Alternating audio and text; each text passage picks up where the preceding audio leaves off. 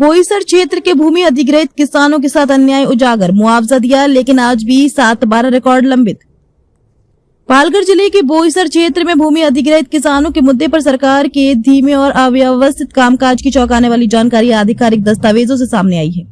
सूर्य नहर परियोजना और वधावन बंदरगाह ग्रीनफील्ड महामार्ग जैसे बड़े प्रकल्पों के लिए बड़ी मात्रा में जमीन अधिग्रहित की गई, लेकिन कई गांवों में आज भी 7/12 भूमि रिकॉर्ड की नींद अधूरी होने के कारण जमीन का वास्तविक मालिकाना हक किसानों को नहीं मिला है। विधानसभा में पूछे गए तारांकित प्रश्न क्रमांक 27,888 के जवाब में दी गई जानकारी के अनुसार शिगांव, हनुमान नगर, चंद्रनगर, गोवड़े और रानी शिगांव जैसे गांव की कृषि भूमि अधिग्रहित की गई है।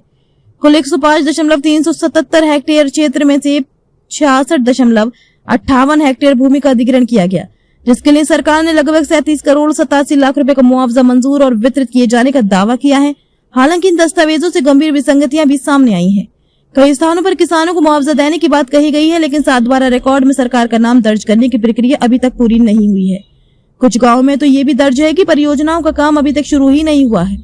विशेष रूप से हनुमान नगर और शिगांव में भूमि अभिलेख अपडेट करने की प्रक्रिया अभी भी जारी होने की बात सरकार ने स्वीकार की है। दूसरी ओर वधावन बंदरगाह परियोजना के लिए अधिग्रहित जमीन के मामलों में भी निर्णय घोषित किए जा चुके हैं, लेकिन मुआवजा वितरण और रिकॉर्ड की प्रक्रिया अभी पूरी नहीं हुई है। इससे किसानों की स्थिति जमीन चली गई लेकिन अधिकार नहीं मिला जैसी बन गई है। इस पृष्ठभूमि में जनवरी 2026 में ग्रामस्थों ने 7/12 रिकॉर्ड और पूरा मुआवजा मिलने तक किसी भी नए प्रकल्प का विरोध करने का फैसला किया है। यह भी सरकार के जवाब में स्पष्ट हुआ है। हनुमान नगर के परियोजना प्रभावितों ने वैकल्पिक भूखंड के 7/12 मिलन से पहले वधावन बंदरगाह का काम शुरू न करने की लिखित मांग भी की है। एक तरफ सरकार मुआवजा देने का दावा कर रही है, वहीं दूसरी ओर जमीन के रिकॉर्ड लंबित होने के कारण किसान कानूनी रूप से आज भी जमीन के मालिक बने हुए हैं, जिससे प्रशासन की कार्यप्रणाली पर गंभीर सवाल खड़े हो रहे हैं। भूमि अधिग्रहण के बाद 4 दशक से अधिक समय बीत जाने के बावजूद समस्या का समाधान न होना केवल प्रशासनिक लापरवाही नहीं बल्कि किसानों के अधिकारों पर सीधा आघात माना जा रहा है। क्रमांक 4 प्रश्न क्रमांक 27,888।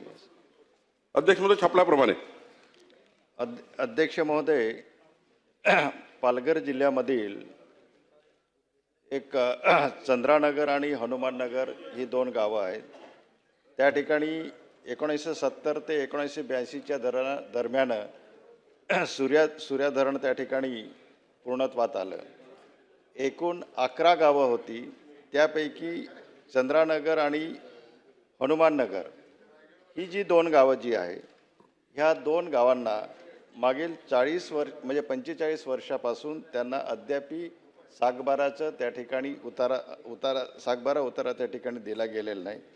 पुनर्वसन झालेल्या गावामध्ये त्या ठिकाणी त्यांना शेत जमीन आणि घर फ्लॅट दिलेला आहे, परंतु 7/12 नाही, गाव नकाशा नाही, चतुर्सीमा नकाशा नाही किंवा संपादित केलेल्या जमिनीचा या ठिकाणी योग्य त्या ठिकाणी मोबदला गेलेला नाही। आणि हे असं असताना त्यांना अद्यापी सागबारा दिला गेला असताना सुद्धा अध्यक्ष महोदय, या ठिकाणी वाढवण बंदरासाठी जैन पेठी, हनुमाननगर व चंद्रानगर या 2 गावातील जमीन संपादित केल्या गेल्या, अद्यापी त्यांना सागबारा दिलेला नसताना साहेब वाढवण बंदर त्या ठिकाणी त्यांनी जमिनी संपादित केल्या, परंतु त्या ठिकाणी पुन्हा बुलेट ट्रेन आहे, बुलेट ट्रेनने सुद्धा त्या ठिकाणी जमिनी संपादित केल्या।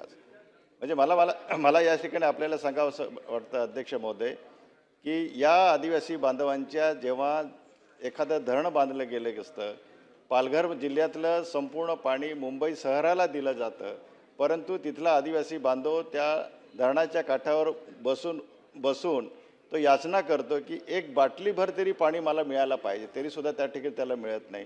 या ठिकाणी माझा पहिला स्पेसिफिक प्रश्न असा आहे की या प्रकल्पपिढ्यातील त्यांच्या सागबारा नसताना सुद्धा वाढवण बंदराने जमिनी संपादित केल्या, बुलेट ट्रेनने जमिनी संपादित केल्या। माझी आपल्याला स्पेसिफिक प्रश्न आहे की एकूण 338 प्रकल्प पीडित शेतकऱ्यांना सागबारा उतारे 45 वर्षानंतर सुद्धा त्यांना कधी देणार आहात, आणि त्या ठिकाणी त्यांना जो मोबदला जो आहे तो मोबदला त्या ठिकाणी दिला गेलेला नाही, तो कधीपर्यंत आपण देणार आहात, हा माझा स्पेसिफिक प्रश्न आहे। धन्यवाद। अध्यक्ष महोदय, 467 खातेदार आहे, 262 खातेदारांना आपण 7/12 वेगळा दिल्यामुळे त्यांचा प्रश्न आला नाही। 207 शेतकरी शिल्लक आहे, महिन्याभराच्या आतमध्ये सर्वांना 7/12 उतारे देऊन त्यांची जमीन जी वाळवण आणि बुलेट ट्रेनमध्ये प्रकल्पात गेली आहे तो 7/12 वेगळा झाल्यानंतर, कारण हे 80-85 पासून सुरू आहे, मी आज त्याचा ब्रीफिंग घेतलं, फारच वाईट आहे. म्हणजे तेव्हा वाटप झाली जमीन, आता तर अशी परिस्थिती आहे की त्यांना स्पेसिफिक वाटप, त्यांना स्पेसिफिक सीमांकन न केल्यामुळे काही याच्यावर गेले, काही तिकडं गेले, काही तिकडं गेले, म्हणजे या शेतकरी त्या शेतकऱ्यावर, त्या शेतकरी तिकडं दुसऱ्या शेतकऱ्यावर, अशी वेगवेगळे अतिक्रमणं करत करत करत करत काहीचं क्षेत्र वाढलं, काहीचं कमी झालं. या सर्वांचं सीमांकन करून महिन्याभराच्या आतमध्ये 208 शेतकऱ्यांना, 205 शेतकऱ्यांना, उर्वरित शेतकरी जे राहिले त्यांना आपण 7/12चं वाटप, नकाशा वाटप करू. आणि त्यानंतर जे बुलेट ट्रेन आणि वाळवंटमध्ये जमिनी गेल्या तर जसं 7/12 आणि याचा नकाशा वेगळा झाला त्यांना तो मोबदला मिळेल, त्याचा मोबदला तयार आहे. प्रश्न क्रमांक 5.